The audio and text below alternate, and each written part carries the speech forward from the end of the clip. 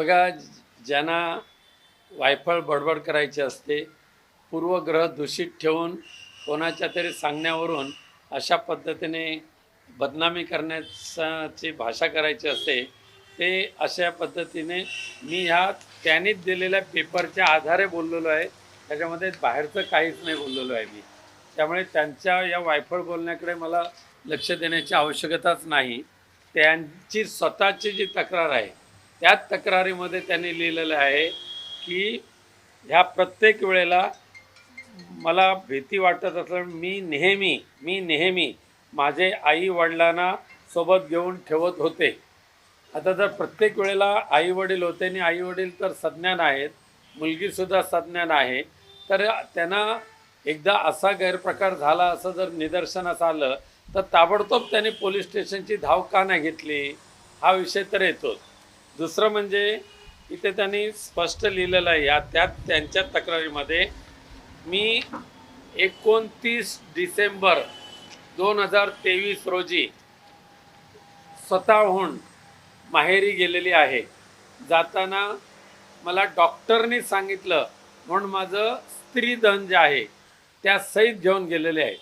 म्हणजे जाताना जवळ 10 ते 12 बॅगा भरतील एवढे ते कपडे आणि बाकीचं स्त्रीधन. आता स्त्रीधनसुद्धा नेमकं किती गेलेलं आहे, किती नेलं आहे, हे हिंमत असेल तर तुम्ही जाहीर करा. येताना सासरी येताना स्त्रीधन किती आणलं आणि घेऊन जाताना किती घेऊन गेला ते जाहीर करा. पण आम्हाला एकदा दिलं ना दिलं त्याच्यामध्ये आम्हाला काही पडायचं नाही आहे. ठीक आहे, तिच्या नशिबात होतं तेवढं तिला स्त्रीधन मिळालेलं आहे, त्यांना आम्हाला त्याच्यामध्ये काय ते उकळून काढायचं नाही. करायचं आलं खूप मोठी लिस्ट वाचून दाखवेन, पण ठीक आहे, तिला जे मिळालं त्याच्यात त्याने सुखी राहावं. पण एक मात्र नक्की आहे की ज्या पद्धतीने त्यांची चर्चा आमच्या वकील महोदयांशी चालू होत होती, तर प्रत्येक वेळेला डिमांड त्यांचं दुपटीने वाढत होतं. सुरुवातीचं 2 करोडचं डिमांड होतं. थ्री बेडरूमचा फ्लॅट तर कायम राहिलेला आहे, ॲटोमॅटिक कार कायम राहिलेलं आहे. 2च्या नंतर डायरेक्ट 5 करोडवर आलं आणि 5 करोडवरच्या नंतर ह्याच याच्यामध्ये तिने जे दिलं आहे, काल जे वाचून दाखवलेलं आहे, 10 करोड रुपये. 2 करोड पुन्हा पाहिजे तर हवं असेल तर मी वाचून दाखवतो.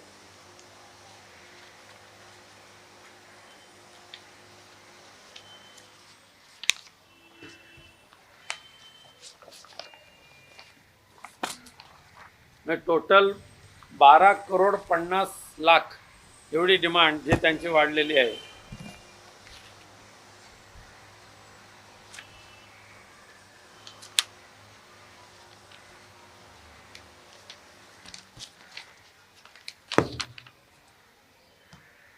₹50,00,000, 5,00,000 दर महिन्याचे 5,00,000 रुपये, 50,00,000 एक रकमी, 10 करोड एक रकमी, पुन्हा 2 करोड एक रकमी आणि प्लस दरमहा भाडं 1,00,000 रुपये. त्याशिवाय 3 बेडरूमचा जो घर आहे तो घर पूर्णपणे मिळालं पाहिजे. त्याचं EMI जे आहे ते मी भरणार नाही, ते तुम्हीच भरलं पाहिजे. अशा पद्धतीचे जे डिमांड ठेवलेले आहेत ना, त्या पूर्ण करून घेण्यासाठीच हे खोटे नाटे अशा पद्धतीची बनावगिरी करून केलेले आरोप आहेत. त्या आरोपांना आम्ही काय भीक घालत नाही, कारण आम्ही अध्यात्मातले आहोत आणि आमचं दैवत आमच्यासमोर पंढरीचा पांडुरंग आहे, तसंच आमच्यासमोर आमचं दैवत हिंदू हृदय सम्राट बाळासाहेब ठाकरे आहेत. त्यामुळे आम्हाला ह्या 2 दैवताशिवाय इतर कोणाच्याकडे जाण्याची आवश्यकता पडत नाही. कुलदेवता ग्रामदेवता तर आपल्या असतातच कोकणातल्या, आणि त्यांच्याकडे जाणं म्हणजे काही गुन्हा ठरत नाही त्यांच्या दर्शन घेणं. यावरूनच त्यांनी असा देखील आरोप केलेला आहे की एका गोटू बाबाकडे मला नेलं त्यामुळे मला ते कळलं, या व्यतिरिक्त 3-4 ठिकाणी आम्हाला नेलेलं होतं आणि त्यातल्या काही ठिकाणी आपण स्वतः देखील त्यांच्यासोबत होताल आणि तुम्ही त्या सगळ्या गोष्टींमध्ये इन्व्हॉल्व तुमच्या सांगण्यानुसारच त्या गोष्टी. ते आता माझा पोलीस खात्यावर पूर्ण विश्वास आहे, न्यायालयावर माझा पूर्ण विश्वास आहे. ज्यांची नावं त्यांनी दिलेली आहेत त्यांना ज्या वेळेला पोलीस चौकशी करतील त्यावेळेला ते समोर येईल. त्यामुळे ह्यांच्या बकवासगिरीवर विश्वास ठेवण्यापेक्षा मी पोलिसांच्या चौकशीवर माझा विश्वास आहे, त्यांनी चौकशी करावी. या व्यतिरिक्त आपले भांडूपमध्ये बंधुराज आहेत, त्यांचं नाव देखील या केसमध्ये घेतलेलं आहे. यांचा आणि यांचा नेमका काय संबंध? ते आमच्या घरातले सर्वात, आमच्या भावकीतले सर्वात ज्येष्ठ आमचे बंधू आहेत, सर्वात ज्येष्ठ बंधू आहेत. त्यामुळे त्या सर्वात जवळजवळ 85 ते 87 वर्ष त्यांचं आहे आणि त्यामुळे त्यांचं मार्गदर्शन घेणं, त्यांचे आशीर्वाद घेणं हे आमचं कर्तव्य आहे. त्यांनी जरी त्यांच्या घरामध्ये इतरांना कोणाला विचारलं नसलं तर सुद्धा आम्ही आमच्या घरातल्या ज्येष्ठांना आम्ही सन्मानाने वागवतो आणि त्यांचे आशीर्वाद आम्ही नेहमीच घेतो. ज्या पद्धतीने कोर्टात इतर आरोपींबद्दल देखील ज्यावेळी सुनावणी सुरू होती तर आपण एबीए अटकपूर्व याच्यासाठी आपण जाणार आहात का कोर्टामध्ये? वकिलांच्या सांगण्यानुसार आम्ही पुढचं करू, पण न्यायदेवतेने ज्या ज्या वेळेला बोलवेल त्या वेळेला आम्ही न्यायदेवतेसमोर नम्रपणे हजर राहणार आहोत. एक शेवटचा प्रश्न असा आहे की आपण खरं तर आपली पार्श्वभूमी राजकीय आहे, आपण राजकारणात सक्रिय असता आणि या राजकारणातल्याच हेतूतून यांच्या थ्रू आपल्यावरती हे आरोप होत आहेत किंवा हे षडयंत्र रचलं जात असं आपल्याला वाटतं? खरं म्हणजे मी आजच्या मीटिंगला आजच्या आपल्या समोर तो काही पुरावा उघड करत नाही, पण यामध्ये जे षडयंत्र रचलं जातं आहे त्याचा सूत्रधार कोणत्या पक्षाशी रिलेटेड आहे ते मी काही दिवसानंतर पुन्हा एकदा सांगेन तुम्हाला. अंजली दमानी पण साधारण गेल्या महिन्यातच आमचं असलेलं संरक्षण हे पूर्णपणे काढून टाकलेलं आहे. मागणी आम्ही केली, त्या मागणीला सुद्धा त्यांनी नकार दिलेला आहे. त्यामुळे याच्या पाठीमागे षडयंत्र तर आहेच, पण ते आमचा विश्वास न्यायदेवतेवर आहे आणि त्यामध्ये आम्ही नक्की सही सलामत बाहेर पडू. अंजली दमानी यांनी सांगितलं की विषय गंभीर आहे, मुलांनी टॉर्चर केलं आहे, याची चौकशी झाली पाहिजे. चौकशी पोलिसांनी करावी, त्यामध्ये आमचं काही अडथळा नाही आहे आणि प्रत्येक वेळेला पोलीस ठाण्यामध्ये ज्या वेळेला चौकशीला बोलवतील त्या वेळेला आम्ही हजर राहणारच आहोत. प्रवीण दरेकर यांनी आरोप केले आहेत की हा तर घराचं एक प्रकरण आहे, याच्या पुढे अनेक प्रकरण समोर येणार आहे. किती येतील ते येतील, कारण सध्या त्यांचं बाकी धंदेच काही नाहीत त्यांना. धन्यवाद. सर हिंदी में जानना चाहेंगे आपकी उन्होंने नहीं, कल वैसा तो मैंने पूरी तरीके से बात की है आपके साथ, लेकिन आप शायद नहीं थे. जिस तरीके से जो इल्ज़ाम लगाया गया है वो सारासार झूठा है, हमें हमारी बदनामी करने वाला है, हमें कहाँ ना कहाँ परेशानी देने के लिए किया है. जो गिरिजा है वो 29 दिसंबर 2023 से घर छोड़कर खुद के मन से वहाँ गई है. उसके बाद अभी तक उनका और हमारे घर का कुछ संबंध रहा नहीं है. उसके बाद ये जो आरोप कर रहे हैं वो आरोप 2018 से 2022 के बीच में का है. और मेरा प्रश्न एक है, उन्होंने जो खुद लिखा है उसके ऊपर ही मैं बोल रहा हूँ, बाकी मेरे दिल का कुछ नहीं बोल रहा हूँ. ये सारे आरोप करते हुए उन्होंने कहा कि हर बार मैं मेरे माँ और मेरे पिताजी को साथ में लेकर जाता था. अगर मैं कोई भोंदू बाबा के पास जाकर उनके ऊपर कुछ ऐसा ज़बरदस्ती या कुछ गलत तरीके से आरोप कर्म करता था तो उनके माँ और उनके पिताजी साथ में रहते थे. उन्होंने तुरंत पुलिस थाने में शिकायत दर्ज क्यों नहीं की? 22 के बाद अभी 26 है, 4 वर्ष के बाद अभी उनको लगा है कि एक शिकायत करो.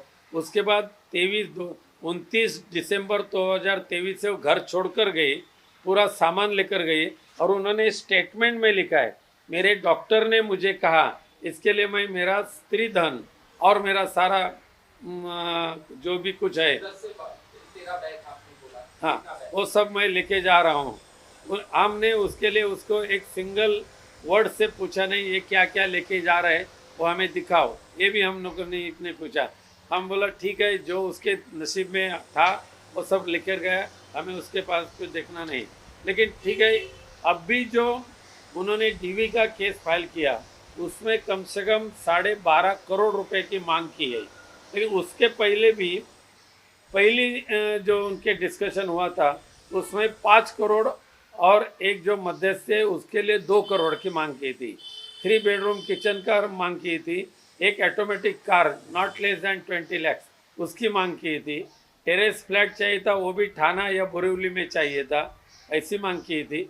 उसके बाद इसके लिए हमने ना बोले, तो उसके बाद उन्होंने डीवी में 12.5 करोड़ रुपए की मांग की है। साथ साथ में 3 बेडरूम किचन की भी मांग की है।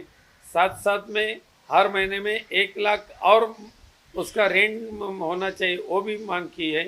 साथ में हमारे बेटा जो है मेरा गितेश, उसका घर का जो घर है उसके ऊपर लोन है, वो फ्लैट उसे मिले, लेकिन लोन की ईएमआई वो गितेश ने भरनी चाहिए। ऐसे सारे मुद्दे उन्होंने ये डीवी में रखा है। ये पूरा करने के लिए इतनी बड़ी ये षड्यंत्र उन्होंने रचा। मुझे उसके डर नहीं है कोई भी। मेरा विश्वास पुलिस थाने के ऊपर है, मेरा विश्वास न्याय देवता के ऊपर है। जो सहयोग पुलिस थाने के लिए करना है हम करेंगे। सर काला जादू करने की बात आई, जबरदस्ती गौ को पिलाने की बात आई और कहा कि मेरे बाल काटे गए, ये उन्होंने एलिगेशन लगाए, तो इससे आपकी क्या सफाई है? उन्होंने जो एलिगेशन लिखा किया है ये सारा सार झूठा है। लेकिन तो भी पुलिस वाले यानी उन्होंने केस में एफआईआर में जिनका नाम दिया है उनको जब पुलिस वाले इंक्वायरी करेंगे तो उनमें से सामने आ जाएगा क्या हुआ और क्या नहीं है। हमें क्या डरने की बात नहीं है, डरने की बात ही नहीं। हम कहाँ गए नहीं है और वैसा कुछ हुआ नहीं है। मैं छाती सीना ठोक के बात बोल सकता हूँ। सर आपने कहा कि न्यायालय पे आपको भरोसा है, पुलिस पे भरोसा है। सर ये किसी के कहने पे ये पूरा मामला चल रहा है, ये केस वो क्या मैं क्या कहना चाहते हैं? ये मैं किसी पॉलिटिकल पार्टी के ऊपर आरोप नहीं करूँगा, लेकिन जो भी चलाने वाले हैं उनके बारे में हम नेक्स्ट मीटिंग में जब बैठेंगे तो हम बताऊंगा। आज उद्धव ठाकरे भी प्रेस कॉन्फ्रेंस कर रहे हैं। उद्धव ठाकरे भी आज प्रेस कॉन्फ्रेंस कर रहे हैं 12:30 बजे। कल आपके संजय राउत ने भी कहा कि थाने में केस किया गया, इस तरह से लग रहा है। क्या कहना चाहते हैं? उद्धव आप पे दबाव बनाया जा रहा है या कुछ इस तरह से फैमिली इशू को बाहर लेके आके और इस तरह से? देखिए, हम इस मुंबई में या महाराष्ट्र में जो एक्स कारपोरेटर है, एक्स सोशल वर्कर है, इनको भी पुलिस की प्रोटेक्शन है। कल के प्रेस में भी एक पुलिस प्रोटेक्शन था। लेकिन हम लोग जो एक्स एमपी है, एक्स एमएलए, शिवसेना उद्धव बाला साहब ठाकरे पार्टी के 22 लोगों का जो प्रोटेक्शन था वो प्रोटेक्शन उन्होंने निकाल दिया। मैंने रिक्वेस्ट की सीपी को, वो भी उन्होंने नामंजूर की। शिवसेना एकनाथ शिंदे पक्षातून शिवसेनेचे जे नेते आणि मंत्री आहेत संजय शिरसाट ते आता म्हणतात की जादूटोणा करण्यात किती माहेर आहात ते आता समोर आले. शिरसाटांच्या बकवासगिरीला मला उत्तर देण्याची गरज नाही। ज्या पद्धतीने आपल्या मुलावरती त्यांच्याकडनं आरोप केले जात आहेत, हे कितपत खरे आहेत? तर ते वारंवार आरोप खरे अजिबात नहीं। आरोप सारासार झूठा है और हमें बदनाम करने के लिए साथ साथ में ये जो एक्सटॉर्शन है, ये एक प्रकार की एक्सटॉर्शन है। 12.5 करोड़ वसूल करने के लिए ये ब्लैकमेल किया जा रहा है, ऐसा मेरा आरोप है। धन्यवाद। एक थोड़ा सा हिंदी में बाइट नहीं।